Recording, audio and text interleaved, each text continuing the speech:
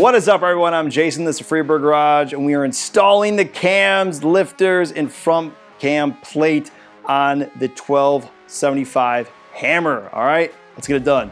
Last time we were working on this motor, we were installing, or trying to installing, some cams. All right, so we were going from this 883 cam, right there, you can barely see the lobe, to a 1275 Hammer Performance cam. These cams are obviously massively different on there and great for performance, but not so great for the motor casing, what we had to do. So after getting into it, I had to carve out the lifter bosses to be able to clear the room for the new cams to be able to spin fully around. Otherwise, if you were to do it, it would just smash right in the case and explode the whole motor. So we got all that cleaned up, got everything wiped down from where I had any of the shavings. It was a pretty nasty mess you got to get into to be able to get this done.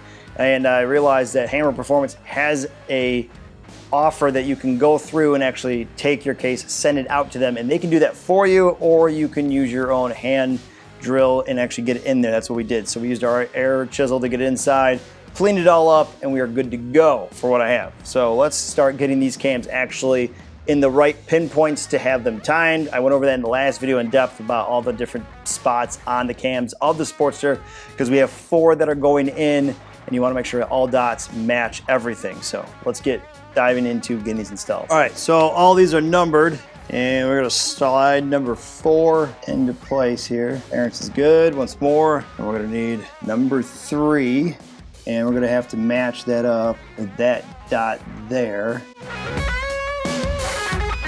So much assembly lube I put on these things. It's hard to read the small dots now. Okay, and they didn't double mark this one, where they have one like on the collar here, but this one, it's on the side here, but then you gotta match up from here. It's kind of interesting, it makes it a little bit more difficult to track down. But we will do number 1 here.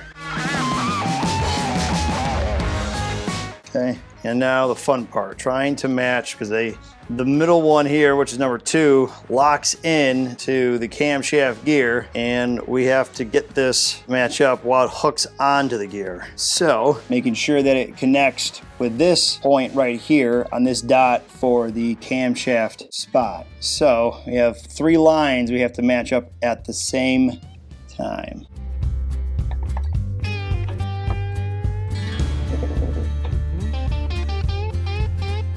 Boom. Okay, best suggestion if you're trying to work with these cams to get them in is get these 2 set in, leave this one out, and then get these 3 aligned, because this is gonna hit before this one. And then once you kind of have that set, you can work this one just so slightly off the gear in the back of this cam. And then once that's set, this one's just cake, you just slide it in. So if you were to set these 2 first, then set these 3, and then set these 2, and then that one there. All right, so we have an oil gear pump to be installed, and it has not been cleaned up. So we are going to do that, shouldn't take long here, and get this all shiny up like the rest of the motor here. Cover this all up so no particles go in, all right?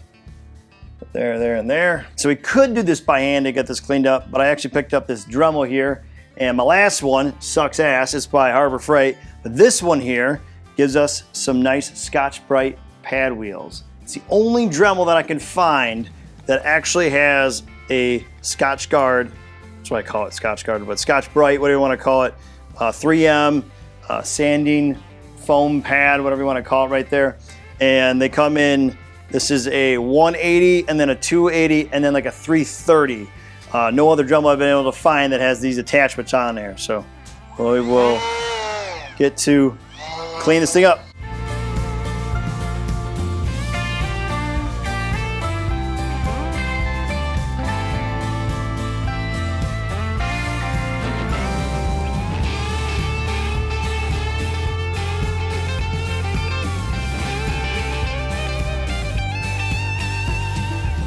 All right, now we're gonna switch it up to the 220 grit.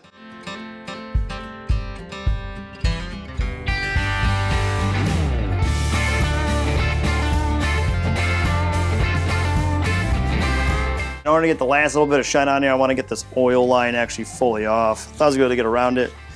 Not a big deal. There we go. Clean off. Now we can get to the tight spots on here. Now we need to reinstall the fitting, and I'm just going to use the same way I had it on here, down through our Teflon on.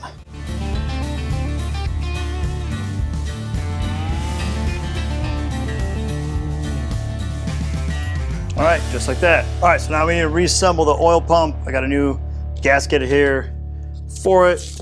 Comes with all the goodies, the O-ring, the gasket, and the C-clamp for it. What we'll need to do first is get the C-clamp through on our oil pump, get this situated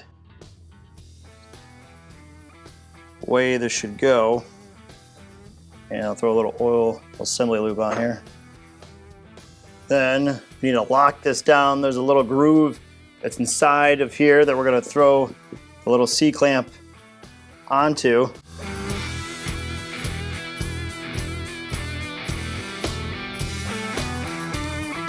All right, and we're gonna assemble our gears before we put them in. So there's a smaller one and a larger one. Smaller one's gonna go first. And we'll actually put our gear first here. Okay, then our collar, just like that. And we're gonna put our spacer here, just like that. Okay, and then we need to put our last star on here, gear. And the collar, that, bam. All right, all put together there. Then we are going to put our gasket on. Now we can install this right into here.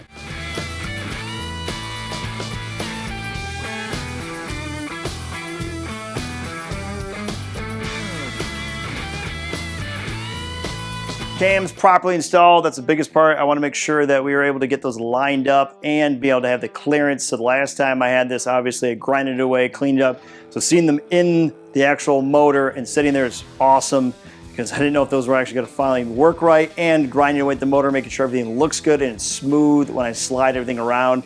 Looks good there. We got the oil pump all together, shined up. I forgot to shine it, so that took a little bit longer than I expected on that.